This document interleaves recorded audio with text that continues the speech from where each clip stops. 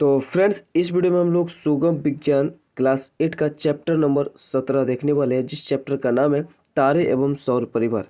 ठीक है, तो यहाँ पे हम लोग सबसे पहले अति लघु क्वेश्चन देखेंगे। तो चलिए हम लोग वीडियो के पे स्टार्ट करते हैं। अगर आपको वीडियो अच्छा लगे तो इसको लाइक कमेंट शेयर जरूर से कर दीजिएगा, और अगर आप चैनल पर नए हैं तो चैनल को जरूर से सब्सक्राइब करके बेल आइकन को प्रेस कर दीजिएगा। तो यहाँ पे पहला नंबर क्वेश्चन है, किन्हीं तीन आकाशीय पिंडों के नाम बताएं। तो आकाशीय पिंड तीन का नाम बताना है तो आप इजीली बता सकते हैं। जैसे पहले तारा हुआ, ग्रह हुआ, ये चंद्रमा हुआ, ये सारे आकाशीय पिंड हैं। उसके बाद दूसरा है प्रकाश वर्ष किसे कहते हैं। तो प्रकाश वर्ष वह दूरी है जिसे प्रकाश एक वर्ष में तय करता है, या फिर प्रकाश वर्ष क्या है, ऐसा भी हो तो भी आंसर ऐसे ही होगा। उसके बाद तीसरा है एक तारामंडल जिसमें 7 प्रमुख तारे हैं, जाड़े के दिनों में दिखाई पड़ती है, उस तारामंडल के नाम बताएं। तो वो है, उसको बोलते हैं मृग या व्याघ्र। ठीक है, तो इसे मृग या व्याघ्र या फिर ओरियन के नाम से जाना जाता है। चौथा नंबर क्वेश्चन है कि उस तारे का नाम बताए जो पृथ्वी से स्थिर दिखाई देता है। तो वो है ध्रुव तारा, पृथ्वी से स्थिर दिखाई देगा। ठीक है, उसके बाद आगे हमारा 5 नंबर क्वेश्चन है, कुछ तारे सूर्य से भी बहुत बड़े आकार के हैं किंतु वे आकाश में दीप्त बिंदु के रूप में दिखाई पड़ते हैं, क्यों।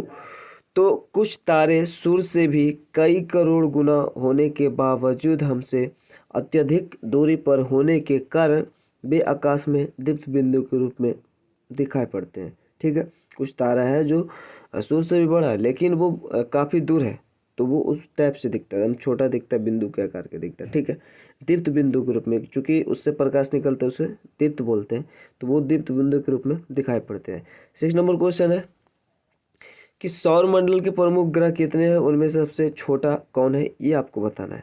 तो सौर मंडल के प्रमुख ग्रह 8 हैं और जिनमें सबसे छोटा बुध है।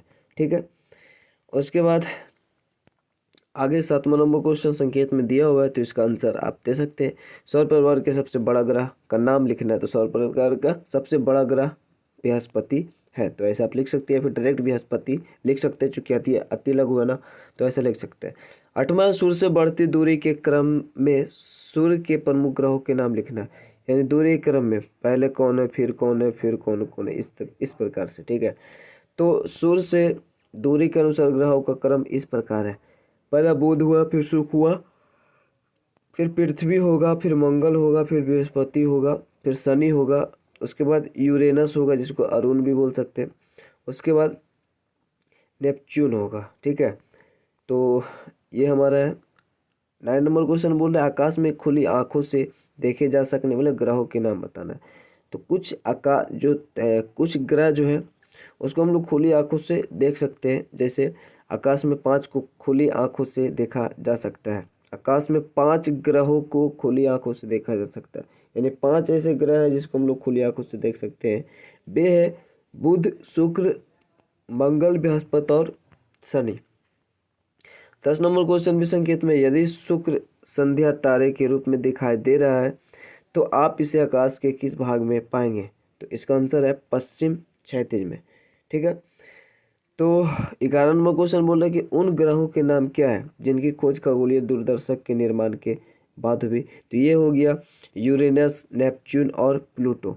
ठीक है, इसका खोज जो है खगोलीय दूरदर्शन के निर्माण के बाद हुआ। 12 नंबर क्वेश्चन है, ग्रहों के अतिरिक्त और सौर परिवार के अन्य 2 सदस्यों के नाम लिखिए। धूमकेतु और क्षुद्र ग्रह। ठीक है, ग्रहों के अतिरिक्त सौर परिवार के अन्य 2 सदस्य के नाम बता रहा है, तो ये होगा धूमकेतु और क्षुद्र ग्रह। ठीक है, आंसर में यही होगा, और चूंकि अति लघु तो ऐसा भी लिख सकते हैं। उसके बाद 13 नंबर क्वेश्चन है कि प्राकृतिक उपग्रह किसे कहते हैं। तो एक प्राकृतिक उपग्रह अंतरिक्ष में कोई भी खगोलीय पिंड है। ठीक है, वो एक खगोलीय पिंड होता है जो एक बड़े पिंड के चारों ओर पर परिक्रमा करता है। जैसे बोलते हैं ग्रह के अगर चारों ओर कोई ग्रह चक्कर मारता है तो वो उपग्रह होता है। ठीक है, तो उसी प्रकार से ये भी है, सेम वैसे ही है। एक प्राकृतिक उपग्रह अंतरिक्ष में कोई भी खगोलीय पिंड है, वो कोई भी हो सकता है, लेकिन वो एक बड़े पिंड के चारों ओर परिक्रमा करता है। ठीक है, तो अगला है कि किन्हीं 2 कृत्रिम उपग्रहों के नाम लिखना है। तो जैसे इनसैट, आर्यभट्ट और भी है कई। तो ये हमारा 14 नंबर क्वेश्चन यहीं पे समाप्त हो जाता है और ये जो चैप्टर है अतिलोक का, ठीक है। तो वीडियो को पेंड करते हैं और वीडियो नेक्स्ट आए जल्दी से जल्दी, इसके लिए आपको कमेंट जरूर से करना है और अगर आप नए हैं तो जरूर से सब्सक्राइब जरूर से कर दीजिए। तो मिलते हैं नेक्स्ट में, तब तक नीचे हैं। जय भारत।